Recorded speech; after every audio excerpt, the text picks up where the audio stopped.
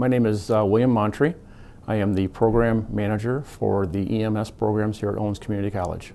My name is Daniel Strain. I am the medical director for the EMM program at Owens Community College. My role as the EMM program manager is to, first of all, put classes on in the EMM program, which includes the EMT, the advanced, and the paramedic programs, also the programs that go along with the emergency medical management degree. I'm also in charge of accreditation as far as making sure that the paperwork has been properly submitted, tracking student progress, verifying with the National Registry in the state of Ohio as far as their licensures. The role of the medical director is multifactorial. The first one is just as oversight for the program, working with the program manager in the college itself to develop the curriculum needed and then the proper paperwork to fulfill for the accreditation process. When the decision by the board was made that we were going to go with national accreditation, the staff was all pretty much supportive because they understood the importance of giving the students the best education and foundation in the job market. So they pretty much embraced the fact that we were going to change.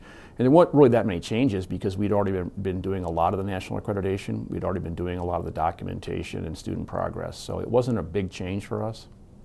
The curriculum for the national standard is basically multifactorial. One being that we're ultimately looking for a national scope of practice for the paramedic programs.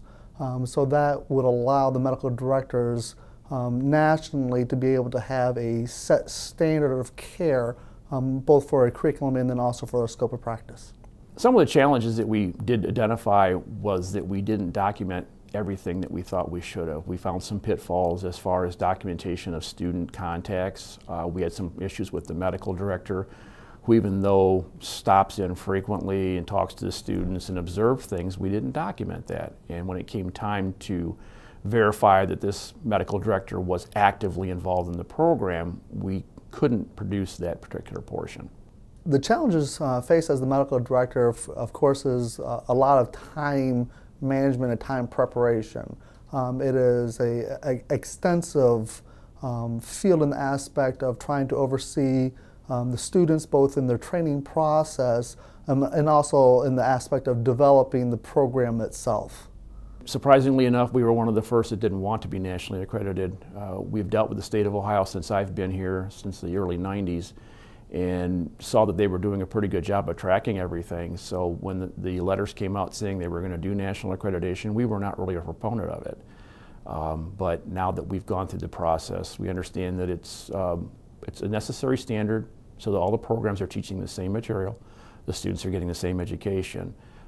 So we kind of embraced it, and when they started saying we were going to do it, we were already in the initial study portion. We'd already attended several seminars to find out how to do it, and we were pushing forward on it. The biggest benefit is the simple fact that paramedics can now travel state to state under a specific auspice or scope of practice. There's a lot of states that don't recognize another individual state certification. So if you have a national standard, everyone's being taught the same, everyone's going through the same training. So in essence, the only thing that really changes is the individual medical director's protocols. The expense for this national accreditation, the college really saw the need for it in the beginning. We run several programs here that are already nationally accredited as far as the respiratory therapy, the nursing program, medical assisting. So they understood the importance of putting the financial support behind national accreditation for the paramedic program. So it wasn't really a big stretch for us. The provost office supported every step of the process, so it worked out well. The advice that I would have for medical directors is to be involved. This is a very time-consuming process, both from the accreditation stance and then also for the teaching and training for the paramedic students. The aspect of the accreditation can take up to 18 months to perform or to get accredited. The other aspect is that at the end of the day, it ultimately is the medical director's decision on which students can actually sit for the National Registry through terminal competencies. So my advice for programs that are going to start working on this national accreditation is one of the things that we found out when we first did ours in 2012 was we were one of the first agencies. Well, now that the standard has been enacted and it's coming on a deadline, more and more programs are putting in. So the COAMS people are getting more applications and have to do more site visits. So don't take a lot of time on this. Get the initial study started. Start looking at your program. That initial study will tell you positives and negatives on your programs.